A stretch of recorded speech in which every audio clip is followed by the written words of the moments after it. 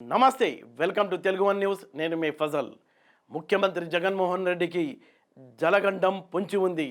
ఈ ఎన్నికల్లో రైతులు, స్థానికులు కూడా ఆయన్ని నిలదీసి అడుగుతున్నారు.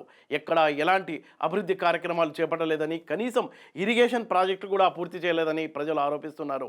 అప్పట్లో చంద్రబాబు నాయుడు చేపట్టిన ప్రాజెక్టులు చివరి దశలో ఆ చివరి దశలో ఉన్న ప్రాజెక్టులను కూడా కనీసం జగన్మోహన్ రెడ్డి పూర్తి చేయలేకపోయారనే ఆరోపణలు అయితే స్పష్టంగానే ఉన్నాయి. ఎక్కడ కూడా ఆయన అభివృద్ధి కార్యక్రమాలను చేపట్టలేదు. కనీసం ఇరిగేషన్ ప్రాజెక్టులను కూడా పూర్తి చేయలేకపోయారు. మనం కనుక చూసుకున్నట్లయితే అప్పట్లో ముఖ్యమంత్రిగా ఉన్న దివంగత నేత వైఎస్ రాజశేఖర రెడ్డి కేవలం సంక్షేమ పథకాలకు మాత్రమే పరిమితం కాలేదు. ఆయన సమాంతరంగానే ఎన్నో అభివృద్ధి కార్యక్రమాలను చేపట్టారు. అయినప్పటికీ సంక్షేమం ప్లస్ అభివృద్ధి కార్యక్రమాలు చేపట్టినప్పటికీ సెకండ్ టర్మ్ ఆయన ఎన్నికల్లో కేవలం పాస్ మార్కులతోనే గెలిచారని చెప్పుకోవచ్చు. అంటే ఆ టైంలో లోక్సత్తా పార్టీ ఉంది, అలాగే ప్రజారాజ్యం పార్టీ ఉంది. రెండు పార్టీలు కూడా ప్రభుత్వ వ్యతిరేక ఓటు చీల్చినప్పటికీ కేవలం పాస్ మార్కులు ఒక 10-15 సీట్లు ఎక్కువ గెలిచి ఆయన అధికారం చేపట్టగలిగారు. అయితే రేపు జరగబోయే ఎన్నికల్లో జగన్మోహన్ రెడ్డికి కేవలం ఈ సంక్షేమ పథకాలు ఆయనకు గట్టెక్కిస్తాయా అంటే మరోపక్క జలగండం పొంచుందని నేతలు అంటున్నారు. మనం చూద్దాం, మొత్తం రాష్ట్ర వ్యాప్తంగా ఆయన ఎన్ని అభివృద్ధి కార్యక్రమాలు చేపట్టారు, ఎన్ని ఇరిగేషన్ ప్రాజెక్టులు చేపట్టారు, ఎంతమందికి సాగునీరు ఇచ్చారనే సాగునీరు ఇచ్చారనే దాన్ని పక్కన పెట్టి కనీసం తన జిల్లాకు, కడప జిల్లాకు ఏమైనా చేసుకున్నారా అనే విషయంపై అప్పట్లో రాజశేఖర రెడ్డి ఏం చేశారు, ఇప్పుడు జగన్మోహన్ రెడ్డి ఏం చేశారు అనేది మనం ఒకసారి పోలిక చూద్దాం. కడప జిల్లాలో కనుక మనం చూసినట్లయితే అప్పట్లో వైఎస్ రాజశేఖర రెడ్డి రిమ్స్ని తీసుకొచ్చారు. అలాగే అక్కడ ఒక మెడికల్ కళాశాల, వైద్య కళాశాలను తీసుకొచ్చారు. అలాగే డెంటల్ కళాశాల అది కూడా తీసుకొచ్చారు. పులివెందలలో త్రిబుల్ ఐటీని తీసుకొచ్చారు ఆయన. అంతేకాదు ఇరిగేషన్ కోసం, అలాగే తాగునీరు కోసం సర్వరాయర్ ప్రాజెక్టుని తీసుకొచ్చి అక్కడ ఆ చుట్టుపక్కల ప్రాంతాలని సస్యశ్యామలం చేశారు. అలాగే పైడిపాలెం ప్రాజెక్టుని తీసుకొచ్చారు. అంతేకాదు అంతర్జాతీయ ప్రమాణాలతో పశు సంపద పెంచడానికి ఒక పశు పరిశోధనా కేంద్రాన్ని కూడా ఇజ్రాయెల్ టెక్నాలజీతో అక్కడ ఆయన స్థాపించారు. అలాగే జేఎన్టీయూ యూనివర్సిటీ యొక్క బ్రాంచ్ను కూడా తీసుకొచ్చారు. హార్టికల్చర్ కాలేజీని తీసుకొచ్చారు, ఒక ఇంజనీరింగ్ కాలేజు, అలాగే వెటర్నరీ కాలేజ్ కూడా తీసుకొచ్చారు. ముఖ్యంగా చెప్పుకోవాలంటే అక్కడ ఆ ప్రాంతానికి state university, Yogi Vemana university పేరుతో ఒక స్టేట్ యూనివర్సిటీని తీసుకొచ్చారు. అంతేకాదు పోలవరం ప్రాజెక్టును అప్పట్లో వైఎస్ రాజశేఖర రెడ్డి శ్రీకారం చుట్టారు. ఈ వివాదాస్పదమయ్యేది పోతిరెడ్డి ప్రాజెక్ట్ హెడ్ రెగ్యులేటరీ సామర్థ్యం పెంచడం అనేది అప్పట్లో తెలంగాణ, ఆంధ్ర రాష్ట్రాల మధ్య కూడా ఈ ప్రాజెక్టుకు సంబంధించి బాగానే గొడవలు అయ్యేవి. అంటే ఆయన కేవలం సంక్షేమం కోసం పరిమితం కాలేదు, దీంతోపాటు సమాంతరంగా అభివృద్ధి ప్రాజెక్టులు చేసుకొచ్చారు. మనం చూసినట్లయితే కేవలం కడప జిల్లాకే అప్పట్లో వైఎస్ రాజశేఖర రెడ్డి ఇన్ని ప్రాజెక్టులు తీసుకొచ్చారు. మనం చూసినట్లయితే ఇప్పుడు సీఎంగా ఉన్న జగన్మోహన్ రెడ్డి ఏం చేశారంటే కేవలం సంక్షేమం అంటే సంక్షేమంలో భాగంగా సచివాలయ వ్యవస్థను ఒకటి స్టార్ట్ చేశారు ఆయన, అంతే. ఆ తర్వాత రైతు భరోసా కేంద్రాలు, ఈ 2 కార్యక్రమాలు తప్ప ఎలాంటి అభివృద్ధి కార్యక్రమాలు కానీ, సాగునీరు అందించడానికి చేపట్టే ప్రాజెక్టులు కానీ, తాగునీరు కోసం చేపట్టే ప్రాజెక్టులు కానీ ఎక్కడ చేపట్టాల. మనం కేవలం రాయలసీమ, కడప జిల్లా వరకే చూసుకున్నట్లయితే 2019లో ముఖ్యమంత్రి జగన్ ఏం చేశారంటే రాయలసీమ దుర్భిక్ష మిషన్ పేరుతో ఒక 23 ప్రాజెక్టులకు శంకుస్థాపన చేశారు ఆయన. ఎప్పుడు 2019లో 23 ప్రాజెక్టులకు శంకుస్థాపన చేశారు. టెండర్లు కూడా పిలిచారు. అయితే ఆ టెండర్లలో ఎంఆర్కేఆర్ అనేవాళ్ళు, అలాగే రుత్విక్ కంపెనీలు టెండర్లు కూడా దాఖలు చేశాయి. దీనికోసం ఆయన 1758 కోట్ల రూపాయల బడ్జెట్ని కూడా అప్పట్లో కేటాయించారు. ఎప్పుడు 2019లో ఈ రాయలసీమ దుర్భిక్ష మిషన్ కోసం 23 ప్రాజెక్టులు చేపట్టి శంకుస్థాపన చేసి టెండర్లు పిలిచి, ఆ టెండర్లు ఎంఆర్కేఆర్ అలాగే రుత్విక్ కంపెనీలు కూడా టెండర్లు దాఖలు చేసి వాళ్లకు టెండర్లు అప్పగించారు. దానికోసం అంచనా వ్యయంతో 1750 కోట్ల రూపాయల బడ్జెట్ కేటాయించారు 2019లో.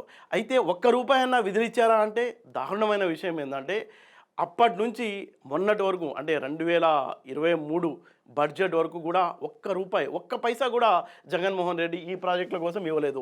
ఆయన జిల్లాలోనే, ఆయన ప్రాంతంలోనే, అంటే ఆ ప్రాంతానికే ఆయన పట్టించుకోలేదు అంటే మిగతా రాష్ట్రానికి ఎంత అసలు నిర్లక్ష్యంగా చూశారనేది మనం అర్థం చేసుకోవచ్చు. అయితే 2023 బడ్జెట్లో ఏం చేశాడు ఆయన, ఎన్నికల సంవత్సరం ఇది కాబట్టి ప్రాజెక్టు ఏదో ఇచ్చినట్టు ఉండాలని కేవలం 70 లక్షల రూపాయలు బడ్జెట్‌లో కేటాయించారు. లెక్కలు చెప్తున్నాయి. 2023 బడ్జెట్‌లో అంటే 2019లో రాయలసీమలో దుర్భిక్షాన్ని నివారించడానికి జగన్మోహన్ రెడ్డి చేపట్టిన 23 ప్రాజెక్టుల కోసం 1758 కోట్ల రూపాయల అంచనా వ్యయం ఎప్పుడు 2019లో పెట్టి ఒక్క రూపాయి కూడా ఇవ్వకుండా 2023 బడ్జెట్‌లో త్వరలో ఎన్నికలు వస్తున్నాయి కాబట్టి అంటే ఒక సంవత్సరంతో 2024లో ఎన్నికలు రానున్న నేపథ్యంలో అంటే ఈ ఏడాది ఏప్రిల్, మే, మార్చిలో ఎన్నికలున్న నేపథ్యంలో కేవలం 70 లక్షల రూపాయల బడ్జెట్ మాత్రమే ఆయన ఇచ్చారు. అంటే ఈ ప్రాజెక్టుల పైన ఆయనకున్న ఆసక్తి దీన్ని బట్టి మనం అర్థం చేసుకోవచ్చు. అక్కడ నెల్లూరు కానీ, కర్నూలు కానీ, కడప జిల్లాలకు తాగునీరు అందించే అలగనూరు రిజర్వాయర్ ప్రాజెక్ట్ ఉంది. ఈ ప్రాజెక్ట్కి కనీసం ఒక్క రూపాయి కూడా విధించలేదు. అది ఏమైంది? అది ఎండిపోయింది ఆ ప్రాజెక్టు. ఇంకొకటి ఉంది, గోరుకొల్లు రిజర్వాయర్ ఉంది. ఈ గోరుకొల్లు రిజర్వాయర్ కూడా అక్కడ మొత్తం రాయలసీమలో ఉన్న చాలా ప్రాంతాలకు 15 లక్షల ఎకరాలకు సాగునీరు, అలాగే చాలామందికి అక్కడ ఆ చుట్టుపక్కల ఉన్న ప్రాంతాలకు అందరికీ కూడా తాగునీరు అందించడానికి ఉద్దేశించిన ఈ ప్రాజెక్టు. అయితే ఈ గోరుకల్లు రిజర్వాయర్కి సంబంధించి అధికారులు ప్రతిపాదనలు పంపారు. దానికి ఇమీడియట్గా కొంత సహాయం చేయాలని.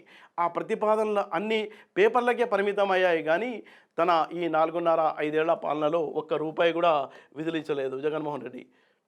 అయితే ఈ వెలుగోడు ప్రాజెక్ట్ చాలా ఆసక్తికరమైన ప్రాజెక్ట్. అప్పట్లో ఎన్టీ రామారావు ఈ మద్రాసు నగరానికి తాగునీరు అందించడానికి తీసుకెళ్లిన ప్రాజెక్ట్ అది. ఆ వెలుగోడు ప్రాజెక్టు కూడా అప్పటి నుంచి కుంగిపోయింది. టోటల్గా ఆ బండ అంతా కుంగిపోయింది.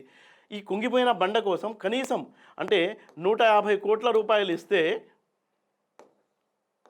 ఈ ప్రాజెక్టుకు రిపేర్లు, మరమ్మతులు చేసి ఆ సాగునీరు చుట్టుపక్కల ఉన్న వాళ్ళందరికీ తాగునీరు, చెన్నై కూడా తాగునీరు పంపడానికి అనుకూలం ఉంటుందని అధికారులు పంపించిన ప్రతిపాదనలన్నీ చట్టబుట్ట దాఖలైపోయినాయి అని చెప్పవచ్చు. అసలు ఒక్క రూపాయి కూడా వెలుగోడు ప్రాజెక్టు అందించలేదు. ఇంకోటి ఆసక్తికరమైన విషయం ఏంటంటే చిత్తూరు జిల్లా బనగానపల్లెలో దద్దనాల ప్రాజెక్టు ఉంది. ఈ ప్రాజెక్టు అప్పట్లో ఏమైంది, వర్షాధారపు నీటిపైన బేస్ చేసుకుని కట్టారు. అయితే అది ఎండిపోయింది ఆ ప్రాజెక్టు. చంద్రబాబు నాయుడు రాష్ట్ర విభజన జరిగిన తర్వాత ఏమైంది, చంద్రబాబు నాయుడు సీఎం అయిన తర్వాత ఆయన చాలా ఇంట్రెస్ట్ తీసుకొని దగ్గరలో ఉన్న ఎస్ఆర్బీసీ నుంచి ఎత్తిపోతల పథకం కింద ఈ ప్రాజెక్టులో నీటిని పోశారు ఈ దద్దనాల ప్రాజెక్టులో. దానికోసం ఏమైంది, 21 కోట్ల రూపాయలతో ఆ ప్రాజెక్ట్ చేపట్టారు. చంద్రబాబు హయాంలోనే ఆ ప్రాజెక్ట్ కంప్లీట్ అయింది. ఆ టైంలో ఎస్ఆర్బీసీ నుంచి దద్దనాల ప్రాజెక్టులో నీళ్లను ఎత్తిపోశారు ఎత్తిపోతల పథకం కింద. అయితే జగన్మోహన్ రెడ్డి సీఎం అయిన తర్వాత ఏమైందంటే ఆ ప్రాజెక్ట్ నిర్వహణ కోసం ఒక్క రూపాయి కూడా విదిలించలేదు. దీంతో ఏమైంది, ఈ ప్రాజెక్ట్ కూడా టోటల్గా ఎండిపోతే ఏమైంది, దాదాపుగా 10,000 ఎకరాలకు ఈ దద్దనాల ప్రాజెక్ట్ ద్వారా సాగునీరు అందుతుంది. అలాగే చుట్టుపక్కల 15 గ్రామాల ప్రజలు ఉన్నారు. వాళ్ళంతా ఇక్కడ ఈ నీళ్లు తాగే తమ జీవనం గడుపుకుంటారు. అయితే ఈ చుట్టుపక్కల ఉన్న దాదాపుగా ఒక 15 గ్రామాలకు సంబంధించి అసలు గ్రౌండ్ వాటర్ కూడా ఎండిపోయింది. బోర్లు కూడా ఎండిపోయాయి. బోర్ల మీద కూడా పంట వేసుకునే దుస్థితి లేదు. అంత దారుణమైన పరిస్థితి నెలకొంది. అంటే కేవలం సంక్షేమం అంటూ కేవలం ఆ సచివాలయ వ్యవస్థ, రైతు భరోసా కేంద్రాలు ఈ రెండింటిపైనే జగన్మోహన్ రెడ్డి ఆశ పెట్టుకుని రేపు ఎన్నికలకు వెళ్ళబోతున్నారు.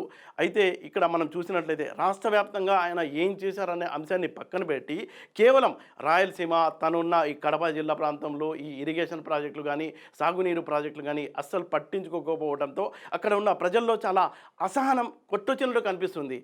ఈ అసహనమే రేపు ఎన్నికల్లో స్పష్టంగా ఆ పబ్లిక్ నుంచి వాళ్ళ ఓటు రూపంలో వెలువడుతుందనేది క్లియర్ కట్గా మనకు అర్థమవుతుంది.